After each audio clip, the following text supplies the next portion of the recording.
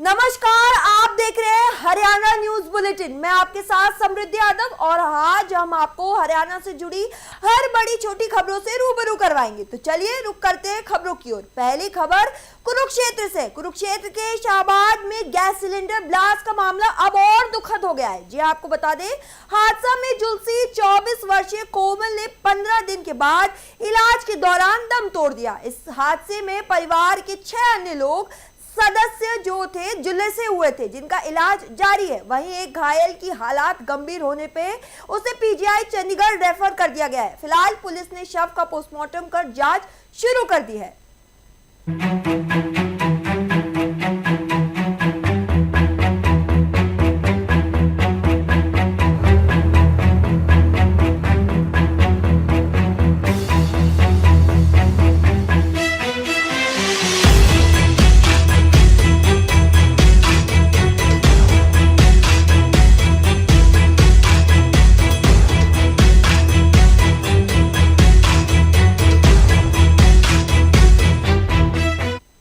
भिवानी पहुंचे किसान नेता राकेश टिकैत ने बड़ा बयान दिया है। जी आपको बता दें, उन्होंने कहा कि जल्द ही देश भर में फिर किसान आंदोलन शुरू होगा, जिसके साथ टिकैत ने सरकार पर किसानों की अनदेखी और महंगाई के आरोप भी लगाए। उन्होंने एलपीजी, कालाबाजारी और कृषि नीतियों पर भी सवाल उठाए हैं। किसानों को एकजुट होकर आंदोलन के लिए तैयार रहने की अपील भी की गई है।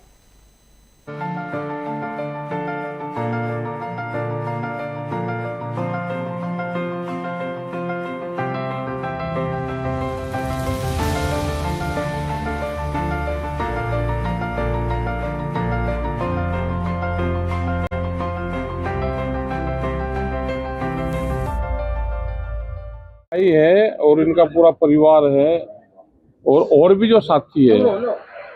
ये धरती तो भिवानी आंदोलन की ओर रही और नई जागृति भी दी और हमारे एमपी साहब भी रहे तो उनका भी गांव से लगाव रहा।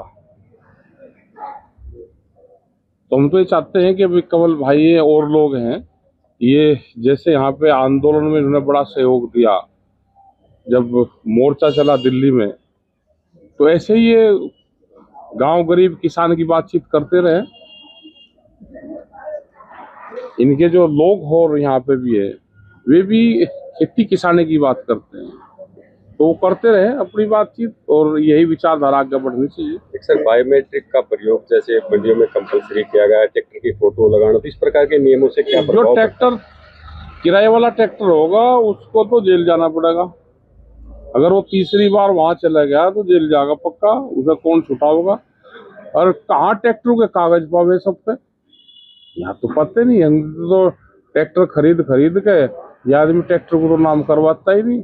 और यहाँ पे 15 साल पुराना ट्रैक्टर दूसरे के नाम किसी के होगा नहीं भाई। एनजीटी के उससे 15 साल पुराना ट्रैक्टर अगर ये एनसीआर में होगा तो 10 साल है और नहीं तो 15 साल है।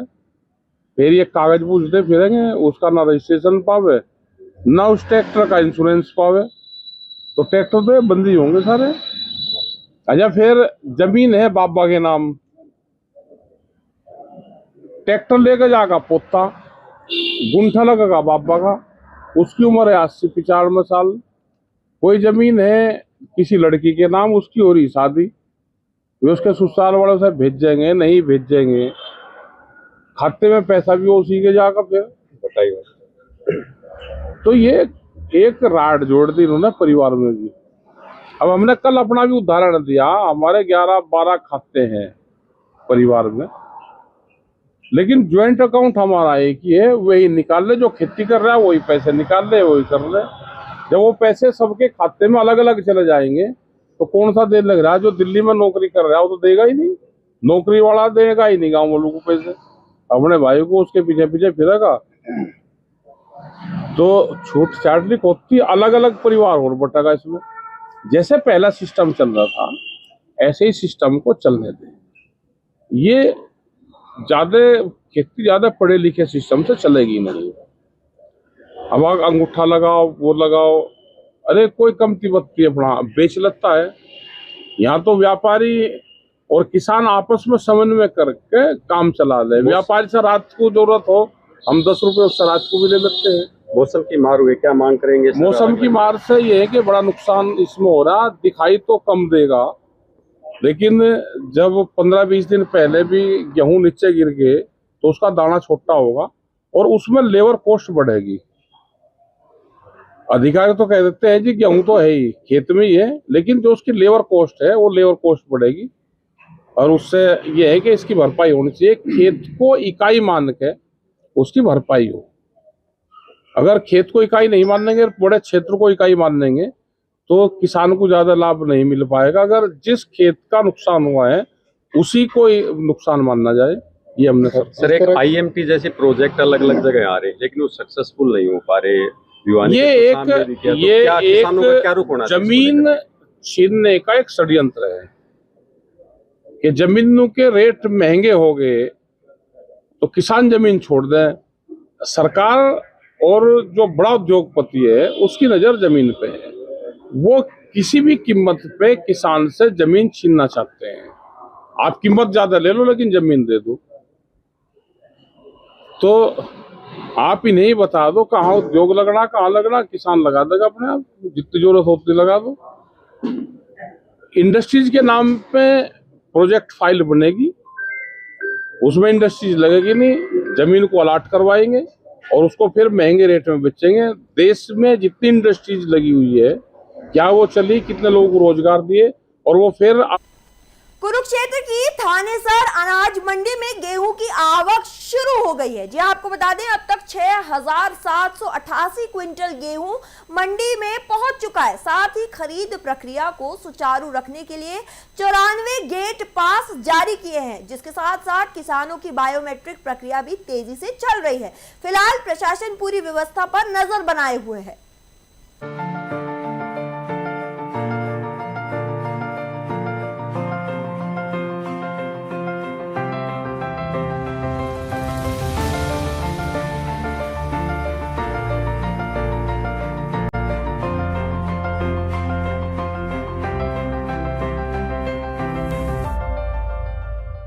देखिए, अभी तक मार्केट कमेटी थानेसर के द्वारा 94 गेट पास काटे गए हैं और 6,788 क्विंटल वीट अभी तक मंडी में पहुंच चुका है और 51 की बायोमेट्रिक हो चुकी है।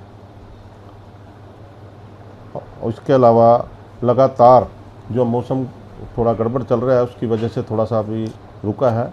मुझे लगता है कि एक सप्ताह के अंदर जो है आवक गेहूं की पूरी तेज हो जाएगी। तैयारियां पूरी हैं। हमारे एक सब यार्ड है अमीन में, वो तो एक छोटी मंडी है, 25,000 क्विंटल के करीब वहाँ माल आता है। उसके अलावा किरमच में, बारना में और लुखी में, ये हमारे परचेज सेंटर है, यहाँ पर भी 20 से 25,000 क्विंटल जो माल आता है। सभी तैयारियां पूरी हैं।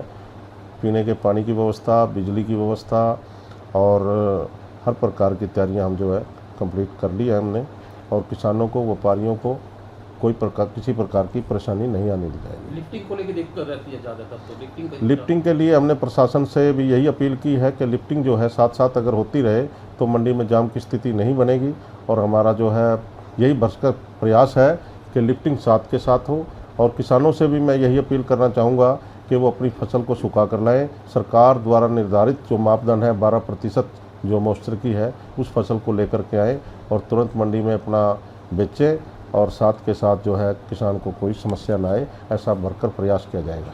कितने गेट पास कर चुके हैं अब तक हमारे 94 गेट पास कर चुके हैं और बायोमेट्रिक मशीनें लग चुकी हैं, और हमने जो है साइन बोर्ड, ताकि लोगों को सुविधा ना हो, किसान को हर प्रकार के हमने साइन बोर्ड भी लगवा दिए हैं।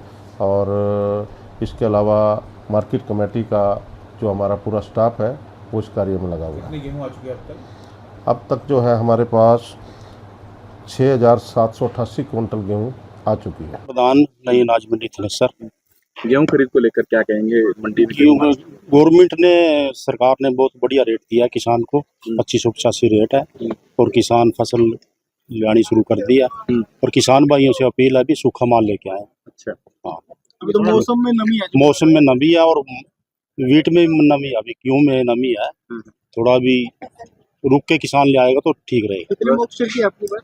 अब मोस्टर तो 12 पास है वैसे तो, लेकिन 13, 14, 15, 16 तक की मोस्टर की अभी कणगढ़ मंडी के अंदर पड़ी है। व्यवस्था कैसी है इसकी बात? व्यवस्था साफ सफाई बहुत बढ़िया है, बारदाना आ चुका मंडी के अंदर, गवर्नमेंट की तरफ से तैयारियां पूरी हैं। कोई कमी उम्मीद तो नहीं है? नहीं, कोई कमी नहीं, बिल्कुल सही है। गेट पास कटने शुरू हो गए, बायोमेट्रिक शुरू होगी, सब ठीक है। आरती वगैरह आरती वहाँ सब कुछ बारदाना व्यवस्था पूरी है गवर्नमेंट की तरफ से, कोई दिक्कत। जालचंद भिवानी में मिशन बुनियाद परीक्षा का आयोजन किया गया। जी हाँ, आपको बता दें करीब 500 छात्रों ने इस परीक्षा में हिस्सा लिया और साथ ही ये परीक्षा छात्रों को सुपर 100 में दाखिल का एक अवसर देती है। अधिकारियों ने शिक्षा के लिए महत्वपूर्ण पहल बताया है, जिसके साथ साथ छात्रों में भी परीक्षा को लेकर खास उत्साह देखने को मिला है।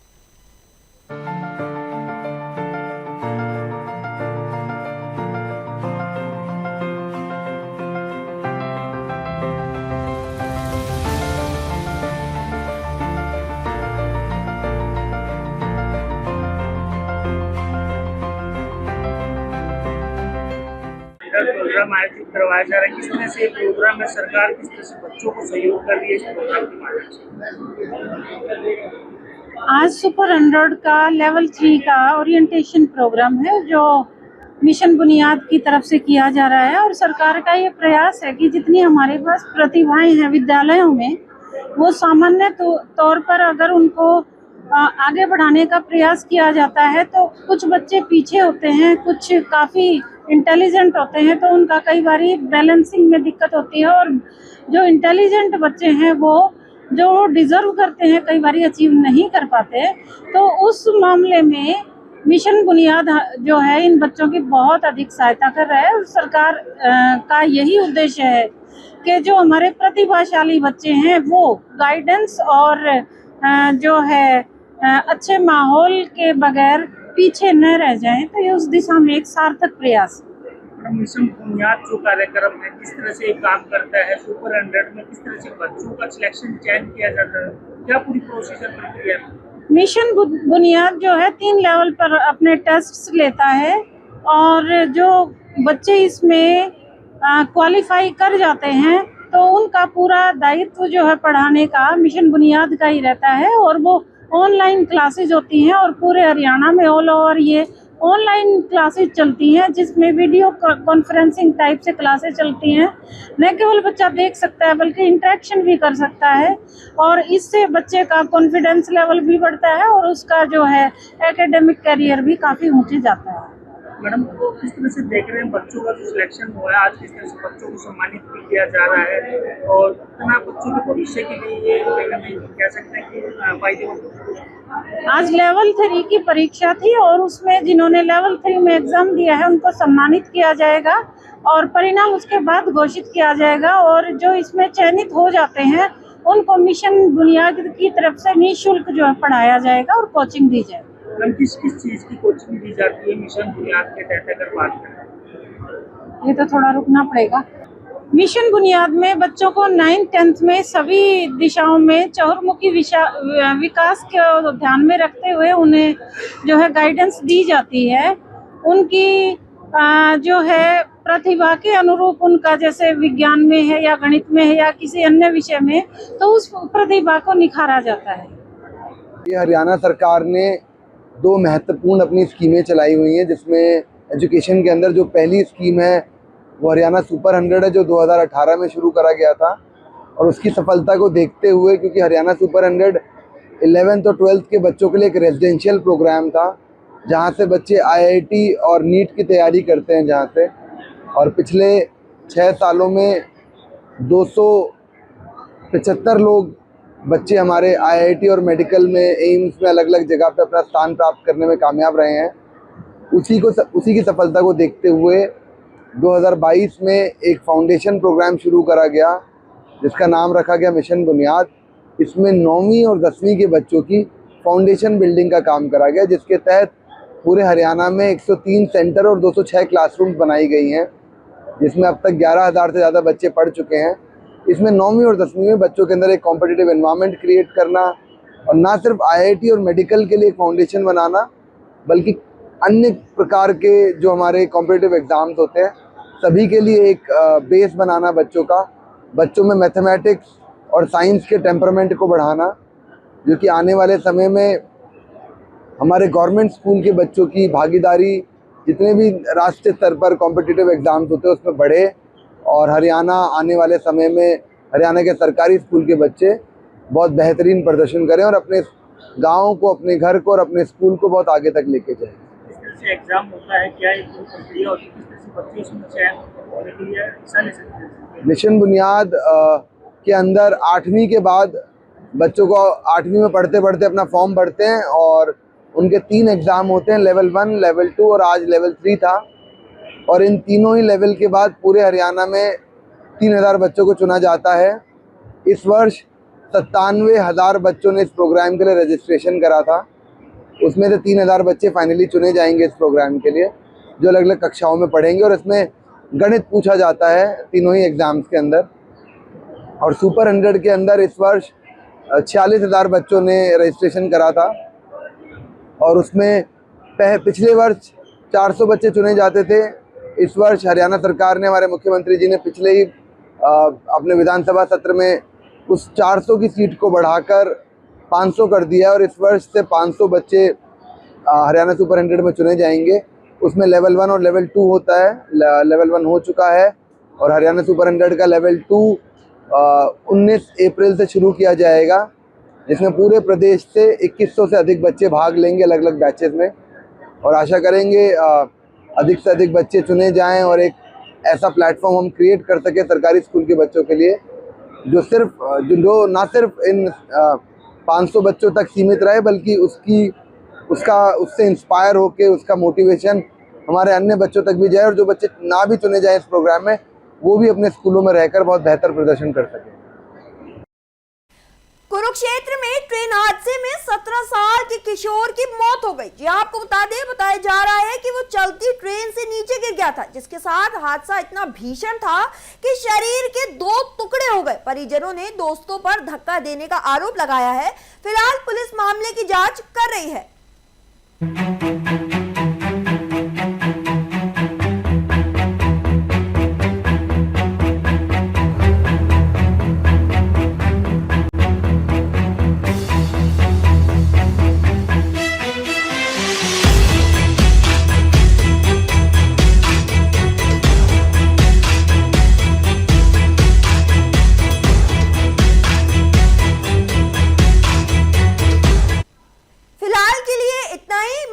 छोटे से ब्रेक के बाद, जब तक देखते रहिए लोकल 7 न्यूज।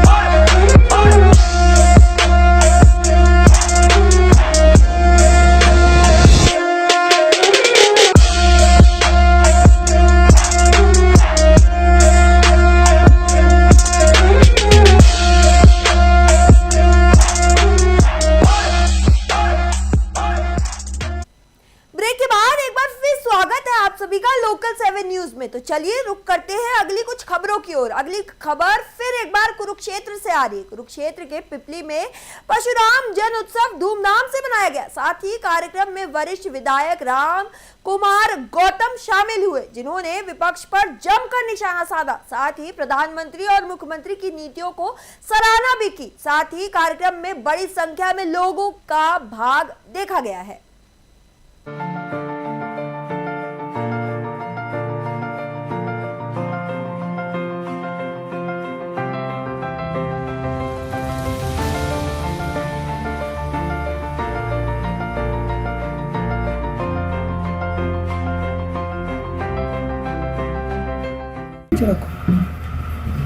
भगवान परशुराम की जयंती मनाते हैं और लगभग जो ये समाज है ये तो उनसे बड़ा किसी को देवता भी नहीं मानता, सबसे बड़े इष्ट वही है। और फिर परशुराम जी का तो महाभारत और रामायण में दोनों में उल्लेख आता है, तो ये तो सही है कि परशुराम जी थे तो अवतार ही, तो कोई शक वाली बात है नहीं। उनका जन्म ये जो मनाते हैं जयंती, ये बहुत अच्छे, बहुत ही नेक एक देवता जी मनाते हैं, ये बहुत अच्छा काम है। भारत सरकार के यूजीसी के फैसले को लेकर क्या कहेंगे आप? देखिए, यूजीसी का फैसला वो तो सुप्रीम कोर्ट की डायरेक्शन पे हुआ था, और वो जो जब सरकार को पता लगा कि कहीं न कहीं गलती हुई है, सरकार ने अपना वकील भी नहीं खड़ा किया, एक्स पार्टी स्टे दे दिए अपने चीफ जस्टिस की पीठ। तो सरकार का तो अभी कोई, वो तो जो भी हुआ था वो तो सुप्रीम कोर्ट की गाइडेंस के हिसाब से बनाया था। सरकार की कोई मंशा किसी समाज के खिलाफ पे मुझे लगती नहीं, वरना तो वो अपना वकील भी खड़ा करता। राज्यसभा चुनाव में जिस तरह की वो हुई है खरीद फरोख्त सारा कुछ, क्या कहेंगे? कांग्रेस अभी तक मुझे तो नहीं पता क्या हुआ, वो तो कांग्रेस ही बताएंगे या जो आप जिन पे इल्जाम लगा रहे हो। लेकिन यूँ बताओ, वो तो हर आदमी चाहेगा कि दूसरी पार्टी का ना बने, और इंडिपेंडेंट चुनाव लड़ रहा था। अब वो तो फैसला तो सिर्फ अभय सिंह ने करना था, वही वो किसको जिताना चाहते हैं। अब उन्होंने जिसको ठीक समझा उसको जिता दिया, बाइकाट किया उन्होंने। 5 राज्यों में विधानसभा चुनाव हो रहे हैं, उनको लेकर क्या कहेंगे? देखिए सुनो, इस वक्त देश में सिर्फ बीजेपी रहेगी और कुछ नहीं रहेगा। मोदी जी ने जो काम किए हैं, बड़े ऐतिहासिक काम किए हैं। 2014 से पहले तो यूँ नहीं पता था किसी को ये हिंदुस्तान है कि पाकिस्तान है। अब बताओ, जो सियाने हैं जिन्होंने वो दर्द झेला है बंटवारे का, क्या देश बंटना चाहिए था? लड़ाई तो हिंदू मुस्लिम सब ने, सिख को तो मैं अलग मानता नहीं, सिख और हिंदू एक ही पिता के 2 बेटे हैं, कोई फर्क नहीं। तो सब ने लड़ी थी इकट्ठी, फिर बंटवारा कर दिया, वाहियात का बंटवारा था। लाखों लोगों की जान चली गई, बहन बेटियों की इज्जत लूटी, कई तो बेचारे फेंक के कुएं में आ गए वहाँ। तो ये जो बंटवारा था, देश की आज़ादी थी, बड़ी बेहुदा तरीके से हुई है। और मैं तो ये कह सकता हूँ कि जिस तरीके से ये आज़ादी हुई, इससे अच्छा तो 2-4-5 साल लेट हो जाती। फिर जब बंटवारा हो गया था तो फिर अब दोबारा किस बात का झगड़ा रहेगा? फिर दोबारा फिर हटके बंटवारा हो सकता है। मेरा तो मानना ये है, मोदी जी ने इस देश को एकदम भारत देश बनाया, हिंदुस्तान देश बनाया, हिंदुस्तान बनाया। आप देखो क्या क्या काम नहीं करे, बनते ही ये 370 धारा तोड़ी, आपके सामने कोई तोड़ सकता था? राम मंदिर का निर्माण बनाया कांग्रेसी, तो सुप्रीम कोर्ट में बयान दे के आए थे कि 10 साल फैसला ना हो। हमारी मुस्लिम बहन बेटियों का 3 तलाक तोड़ा। महिलाओं को बनते ही मोदी जी ने जो सम्मान दिया, पहले तो मेरी माताएं बहनें सारी बाहर सोच के लिए जाती थी, अंधेरे में बेचारी। पहला काम उन्होंने उनकी चिंता की, 1/2 रिजर्वेशन कर दिया। फिर सबसे बड़ा जो काम किया भारतीय जनता पार्टी ने, मोदी जी ने, हमारे जो गुरु थे इनकी चादर, गुरु तेग बहादुर और हमारे गुरु गोविंद सिंह जी, सभी गुरुओं को नमन किया। नतमस्तक हो के कुरुक्षेत्र की भूमि पे, आप तो यहीं पे, मैं भी यहीं था, इतनी बड़ी अच्छी शुरुआत है। फिर अमित शाह ने वहाँ पंचकूला में ये कहा कि भाई अगर ये गुरु नहीं कुर्बानी देते तो ये धर्म बचता ही नहीं, ना हिंदू होता ना सिख होता, ये तो पाकिस्तान होता है। तो कैसे ये काम छोटे काम है? पहले इस देश को कोई पूछता नहीं था। कितने काबिल प्राइम मिनिस्टर थे इस देश के, डॉक्टर मनमोहन सिंह। उनकी इंसल्ट की अमेरिका, जब एयरपोर्ट पर गए तो उनकी पगड़ी खुलवा ली, तलाशी ली। मोदी जी ने तो देश का वकार बढ़ाया, इस पार्टी ने देश को बनाया है। इससे पहले तो था ही नहीं कुछ। आज हम सब तरह से संपन्न हैं। कुरुक्षेत्र में टिपर कर्मचारियों ने हड़ताल शुरू कर दी है। जी आपको बता दें, एक कर्मचारी के घायल होने के बाद इलाज न मिलने का आरोप है। साथ ही कर्मचारियों ने कंपनी के खिलाफ जमकर विरोध जताया है। उन्होंने सुरक्षा की गारंटी मिलने तक काम पर लौटने से भी इनकार कर दिया है। मामले को लेकर प्रशासन से कार्रवाई की मांग की गई है।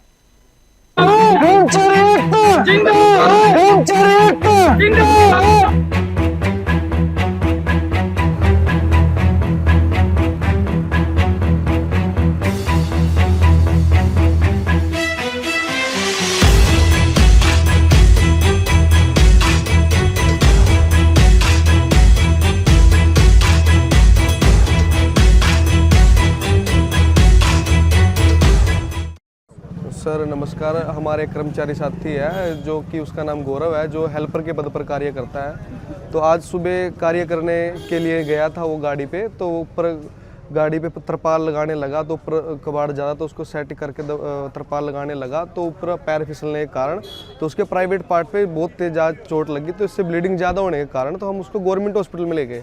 तो गवर्नमेंट हॉस्पिटल में ले जाने के बाद उन्होंने कर दिया रेफ़र। ये रेफ़र कर दिया तो गंभीर चोट ज़्यादा तो हम डर गए। तो हमने अपने इंचार्ज पे फ़ोन किया भी सर ऐसे ऐसे समस्या है, तो हमारे ट्रीटमेंट के लिए कुछ बताओ, कि हमारा जो ESI इन्होंने दे रखा है अभी ट्रीटमेंट करवाने के लिए, तो हमें लाभ मिलना चाहिए उस चीज़ का।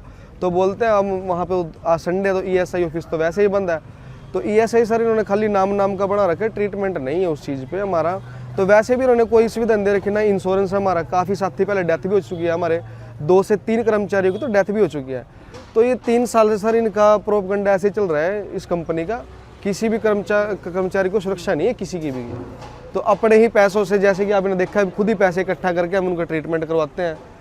तो जब हमने सर सब कुछ करना पड़ेगा तो ये कंपनी क्या कर रही है यहाँ पे? सर ये तो सिर्फ अपना वेट के लिए यहाँ पे इनकी फाइट है, वेट के लिए इनका टेंडर है, अन्यथा इनको किसी कर्मचारी को कोई सुरक्षा के लिए कोई दिक्कत नहीं है। गाड़ी इतनी पुरानी खस्ता है, मतलब कि उनका भी कोई सिस्टम ही नहीं है।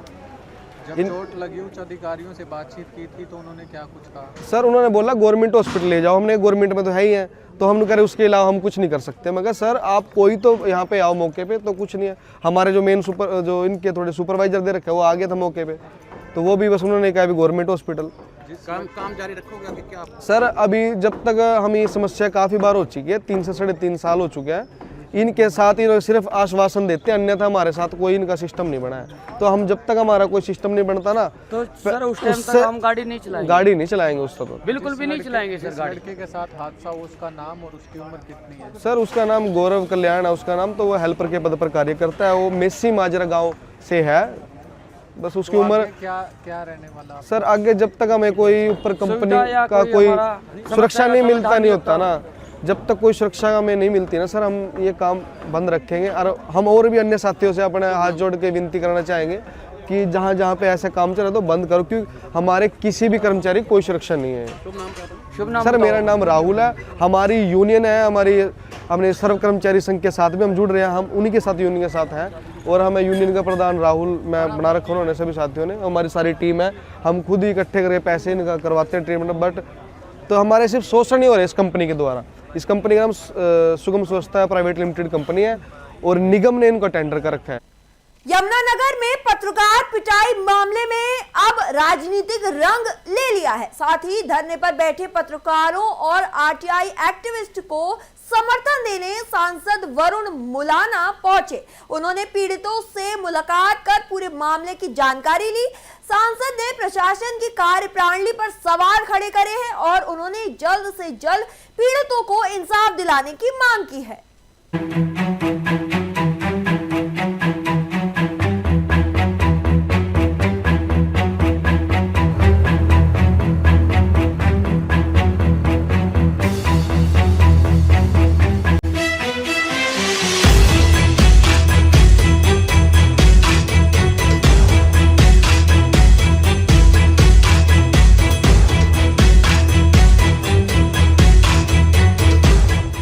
मैं सारी बात रख चुका हूं। अवैध खनन के खिलाफ हमारे साथियों ने, भाई संजय जी ने, भरत जी ने आवाज उठाई और कोई पहली बार नहीं उठाई, उठाते रहते। और जिस प्रकार से इनको पीटा गया, बल्कि मारने का, हत्या का ही प्रयास है। जिस हिसाब से जो इन्होंने फोटोज दिखाई हैं, जिस हिसाब से इनको मारा गया है, और उसके बाद भी अभी तक जो है, जो मुख्य आरोपी हैं, उनके खिलाफ कोई कार्रवाई नहीं हुई है। ये बहुत ही निंदनीय है। जल्द से जल्द कार्रवाई होनी चाहिए, और मैं यहाँ इनका समर्थन भी करता हूँ और प्रशासन से, शासन से मांग भी करता हूँ कि जल्द से जल्द कार्रवाई। यमुनानगर में गैस सिलेंडर चोरी का चौंका देने वाला मामला सामने आया है। जी आपको बता दें, बाइक सवार 2 युवकों ने डिलीवरी ऑटो से सिलेंडर चोरी कर लिया, जहां पर पूरी घटना सीसीटीवी कैमरे में कैद हो गई है। वारदात उस समय हुई जब डिलीवरी बॉय सिलेंडर देने घर के अंदर गया था। फिलहाल पुलिस अब सीसीटीवी फुटेज के आधार पर आरोपियों की तलाश में जुटी हुई है।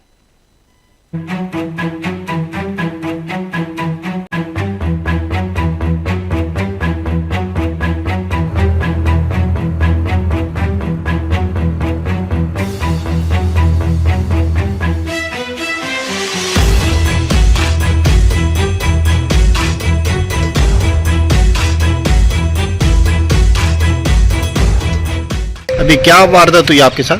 सर, मैं एचपी गैस का डिलीवरी मैन हूँ, अमृत गैस एजेंसी से। तो मैं छोटी लाइन पे सिलेंडर डिलीवर करने गया था।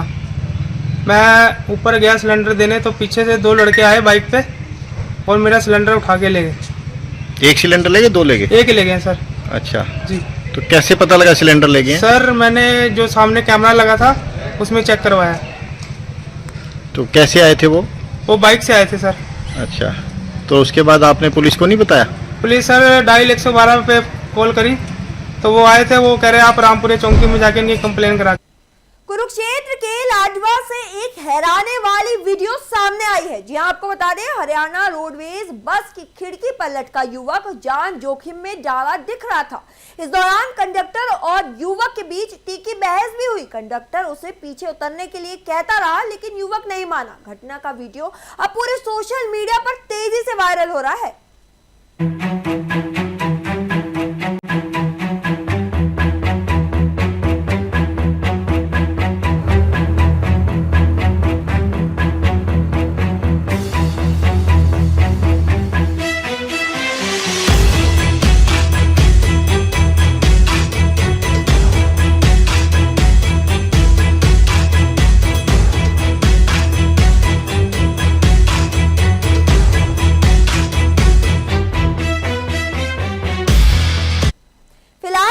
बुलेटिन में इतना ही। ऐसी खबरें और अपडेट्स के लिए देखते रहिए लोकल 7 न्यूज।